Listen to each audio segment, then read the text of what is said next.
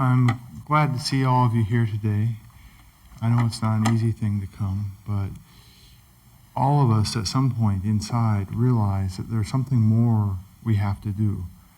There's something more than our daily workaday life. There's something more than our jobs. There's something more than having a good time. This thing that we all, each one of us feel, in Buddhism we call it our fundamental mind, sometimes our foundation, sometimes our essence, our true nature, our Juingong, the true doer. It's treasure beyond words, treasure beyond price. No matter what it is, we can't replace it with anything.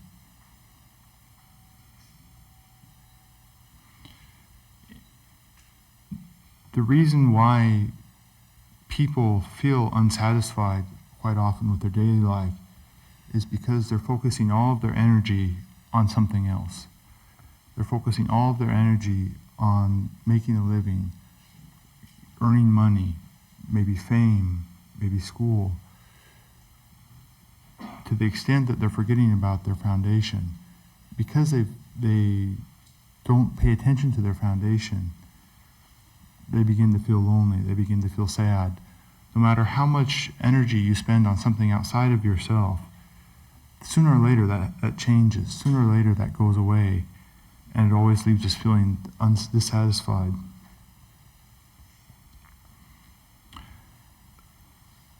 It's really how we return to our foundation, how we uncover our foundation is really quite simple. We just have to rely on it. We just have to remember it, that it's there.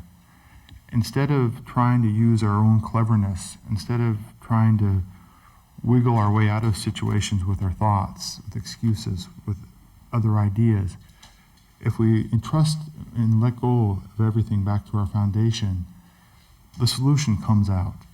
Sometimes it comes out as an idea of our own. Sometimes the situation resolves itself naturally. We all have this incredible source of ability within us, but we have to know it's there, and we have to try to use it. It's like using a microphone or using a lock. Until you experiment with it and see how it works, you might have trouble with it the first time or the second time. But as you begin to play with it, as you begin to see how it works, you begin to understand its importance in our daily life. When we understand this, we realize that we're connected to every single thing in the universe through this foundation. This is our footing in the world. This is where we came from. This is where we return to. And when I understand that I'm connected to every single thing, automatically my behavior becomes in accord with the precepts. Automatically, I keep order in society. Automatically, I treat my family and friends better. Because I understand now that they're nothing other than myself.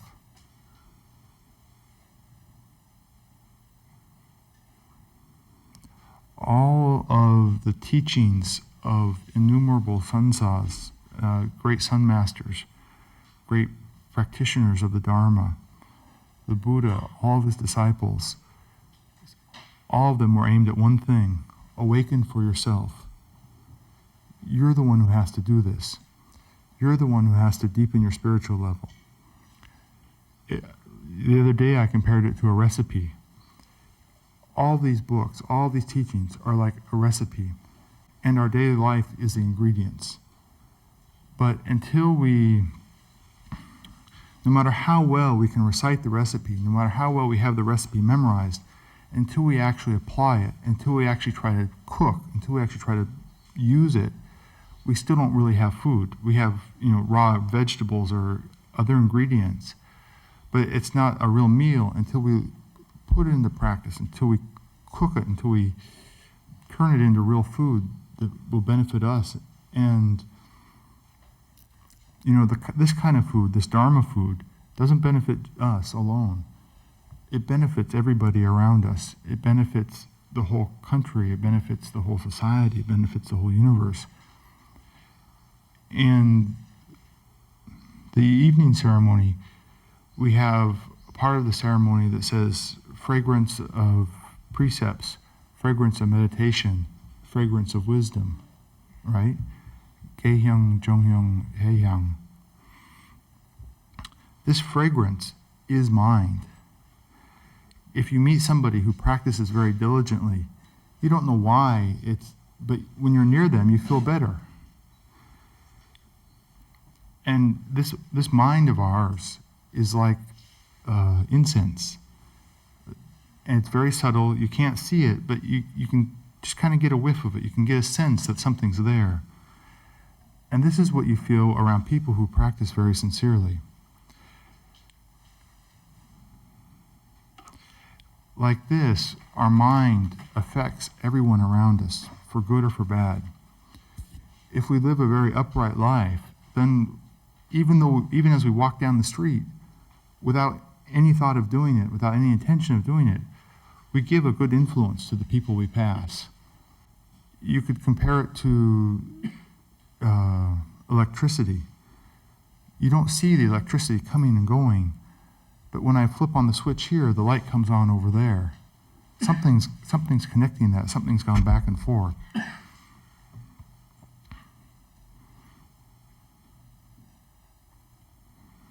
Our whole purpose here is to awaken to that, is to realize that inherent oneness with everything. As I said before, it's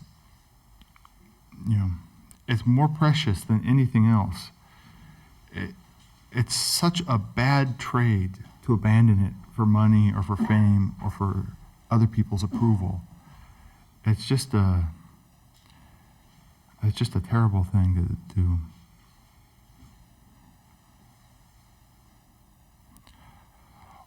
All of the Sun Masters, all of the different methods they tried,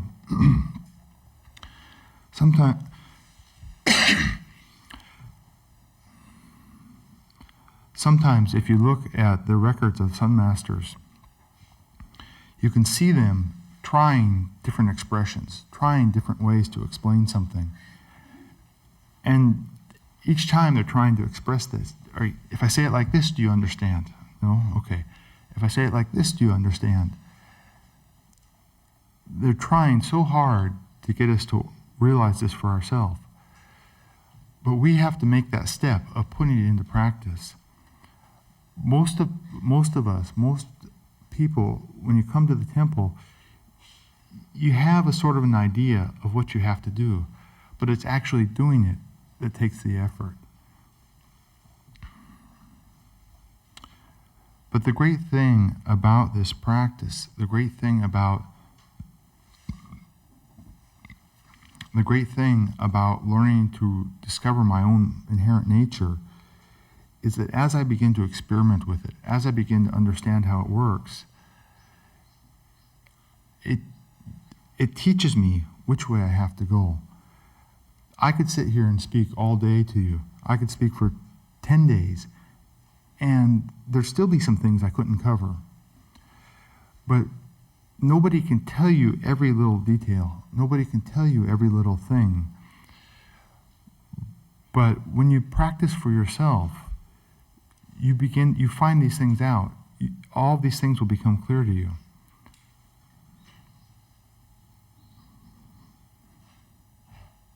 Somebody asked me yesterday, well, if I let go of everything that confronts me, won't I become like a log or a stone? Won't I become just some sort of emotionless person? And that's a really good question, because at first you might think so. But actually, in reality, it's quite the opposite, because you discover your connection with everyone else. You become more aware of how other people feel. You become more aware of what's important to them. You become more aware of how your words affect them, how your attitude, how my expression affects other people. And in so doing, I actually become a better Sunyam. I become a better son. I become a better daughter. I become a better parent.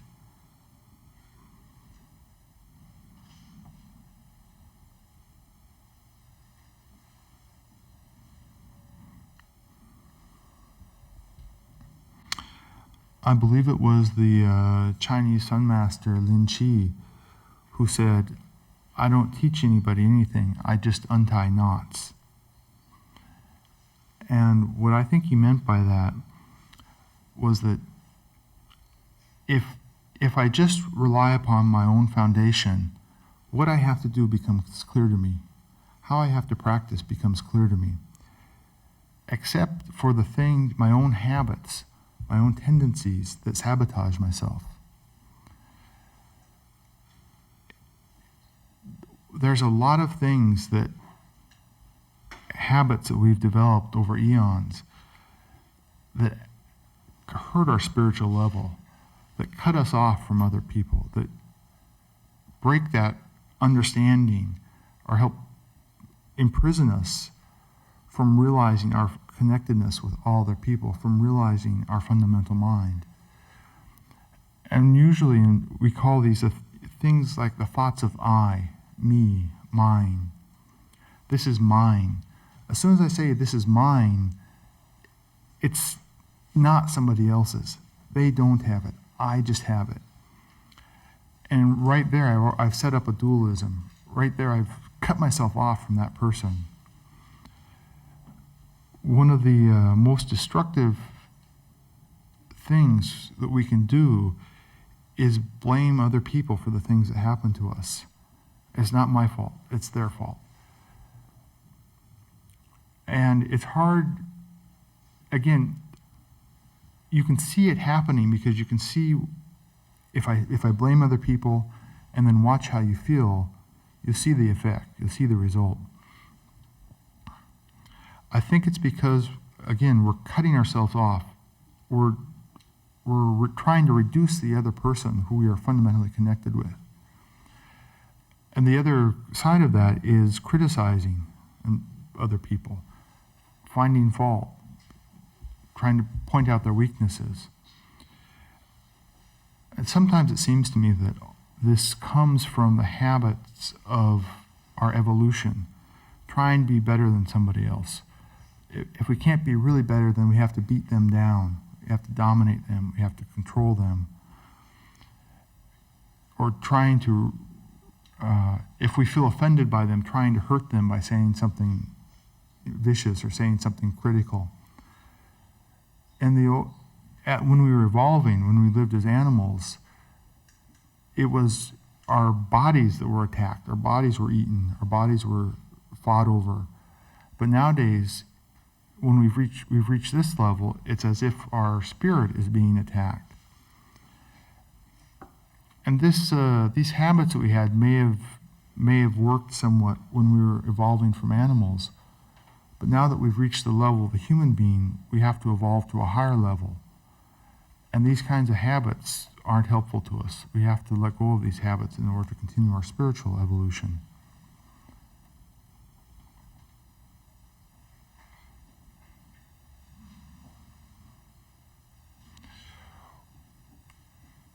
One of the most important things we can do in our practice is to pay attention, is to observe, to watch what's going on around me. Just if for no other reason, then if I'm going to experiment with what's happening, I have to be paying attention in order to see the result. I have to be paying attention when I do something to know what I did, to know what led to a certain result.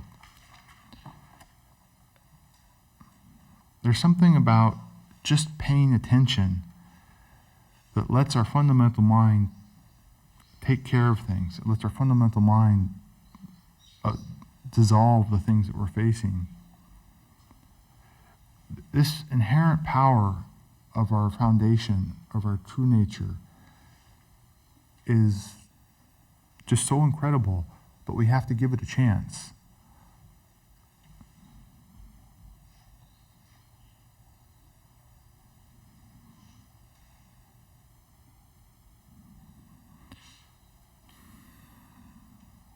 When we're practicing, when we're trying to develop or trying to learn, we have to experiment with what we understand. We have to try to put it into practice. We have to try to apply it. As we do this, we'll get experiences. As we do this, we'll will achieve different levels of understanding. Certain things will be clear to us. And with this, it gives rise to faith. And this faith gives us the energy to keep practicing. And in so doing, our strength and our faith become stronger and stronger and stronger. But one of the things to be careful about is we also have to let go of the things we experience. We have to let go of the things we understand and the things we don't understand. If I cling to the things that I experience, then it gives rise back to the duality. It cuts me off from my foundation because I'm back into, I like this, but I don't like that. I want to hold on to this experience. I don't want it to go away. If I forget about it, if it goes away, it's gone. It'll never come back.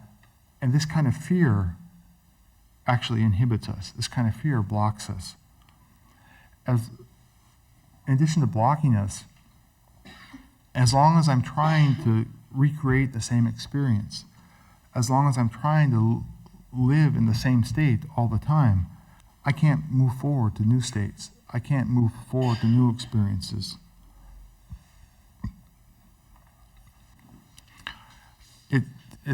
I compared it the other day to a fish that we find. The first day, this fish is really wonderful, but if I stick it in my pocket and I carry it around for 3 days, it's going to begin to stink. It's going to begin to give off some pretty bad smells. Likewise, if I don't let go of the things I think I know, the things I've experienced, it gives rise to arrogance. It gives rise to pride. It gives rise to the idea that I know more than this person. And these are the things that will hinder us. But if we just let go of these, we can really progress in our spiritual practice. There's the first spiritual leader of the Choge order, Hanamsanim, said that in a letter, he said that before you become enlightened, practice is relatively easy because you know what you have to do, but you know what your goal is. But after you become enlightened, it's harder because the goal is not so clear.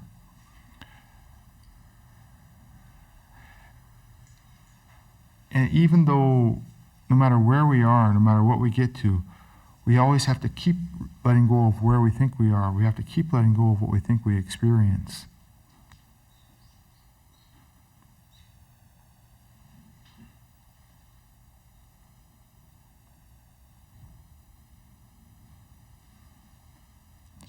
This one lifetime we have, that we share together, is a truly precious opportunity. To be born in a Buddhist country, to be born in a place where people still practice the teachings of Buddha, is precious beyond belief. I know if you're close to something and it's always been there all of your life, it's easy to take it for granted. It's easy to look upon it casually. But trust me, as someone who was born in a country where there wasn't very much Buddhism, you have a very precious opportunity. I hope everybody makes the most of it. Where I grew up in the United States, if somebody wanted a moktak, if somebody wanted a yumju, you had to open a mail order catalog, send your money away, and in a few weeks it'd come back to you. I mean, it's that hard just to get a yumju. Trying to find a good translation of a Sun Master is really hard.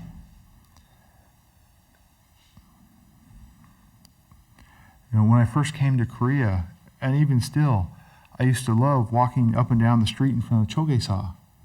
There's more yumjus, there's more moktaks than I ever knew existed in the world, right there in front of Choge-sa. And somehow it just makes me feel happy to see all of that in one place. So it's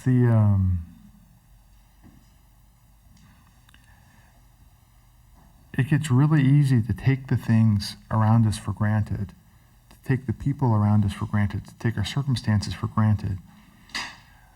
But while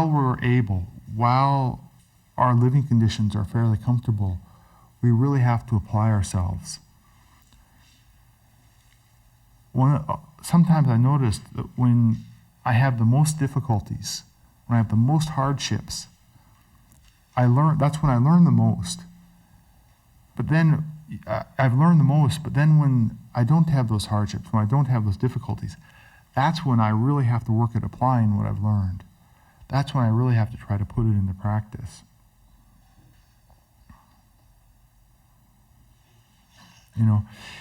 It's easy to think of these things as big problems. I have to let go of my thoughts of I. I have to overcome this. And we do, but at the same time, you should know that these things they aren't real things anyway. They're like shadows. Once we let go of them, once we dissolve them, they just disappear like a cloud on a sunny day. So don't worry about these too much. Don't fall into the habit of thinking, I have to let go of my delusions. I have to let go of my fantasies. If you recognize that, if that thought occurs, recognize it, look at it, but then let go of that too. Because once you input that into our foundation, through our foundation, that thought spreads out through all the lives in our body. And altogether, they provide a solution. Altogether, they make those things happen.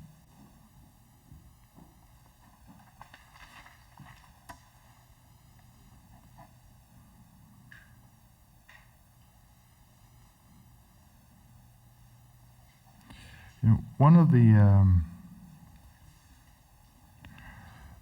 you can make a pretty good comparison between our foundation and children, right?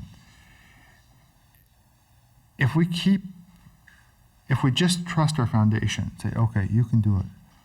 My Buddha nature is taking care of everything. My true nature is taking care of everything. And calmly, steadily, and with trust, with faith, knowing that I'll take care of it, and trust things happen quite well. But if we worry, if we keep indulging in worrying and poking at it, why isn't it working? Why isn't it working? It doesn't work. It doesn't work. It won't work.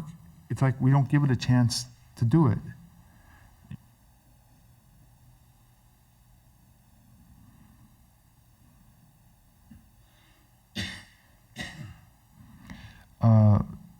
It could be that the television people are getting a little bit concerned about my long pauses, but it's always good to go back inside before we do something. It's always good to check back inside before we speak. What do I really need to say? What do I really need to do? How do I need to do this? One of the easiest ways to get yourself into trouble is just to react to something when it happens, just to respond without reflecting inside. But if we turn those things back inside, if we watch back inside, and a lot of times the solutions come out, the problems are resolved, and it gives us a chance to think of a better way or a different way of looking at things. And this mind, this foundation, this fundamental nature we have is the source, really the source of us, the source of everything in the universe. And it's also the source of all the answers that we need in our daily life. If we just ask inside first, sometimes the answer will come back right out. Sometimes it'll come out as a feeling. Sometimes it'll come out as a thought. Sometimes it'll come out as a phrase from a sutra or a Dharma talk. Sometimes it'll come back out that instant. Sometimes it won't come out for a year, 2 years, 3 years. You'll be walking down the street one day to work, and all of a sudden the answer will pop into your head and say, that's why. And as we begin to practice, as we begin to develop that, when things get urgent, we can, I need an answer now, and the answer will come back out.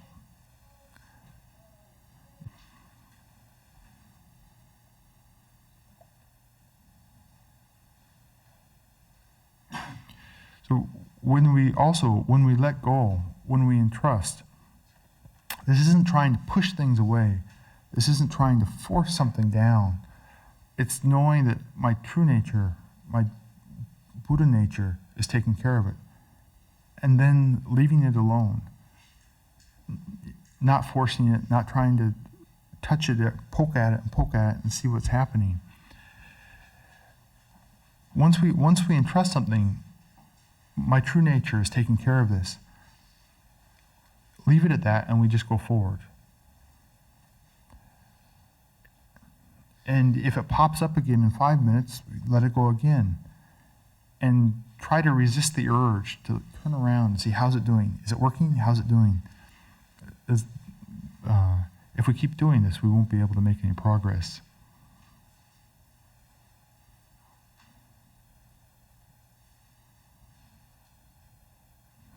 So I'd like to just to reiterate before we take some questions, but really you have to find your own center.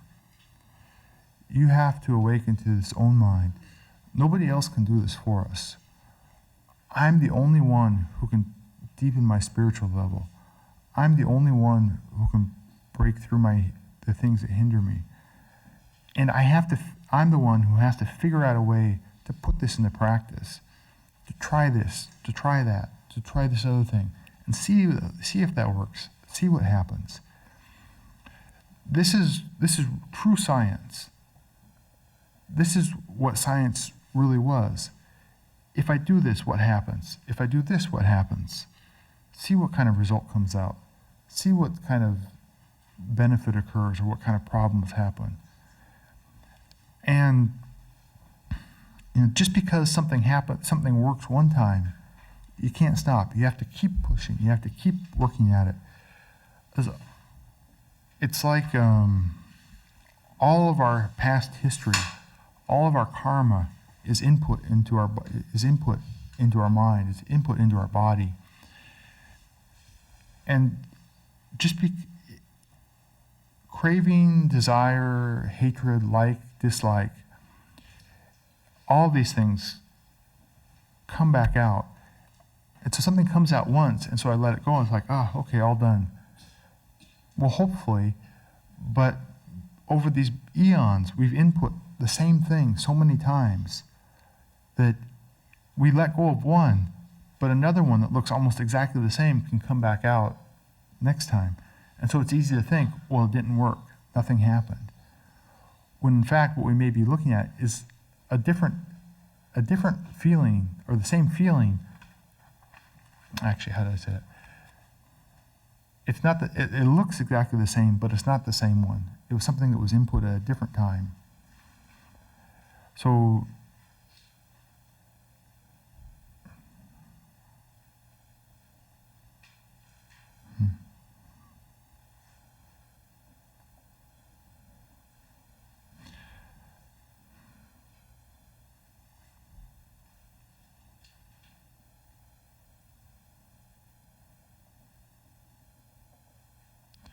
okay, why don't we, like I said,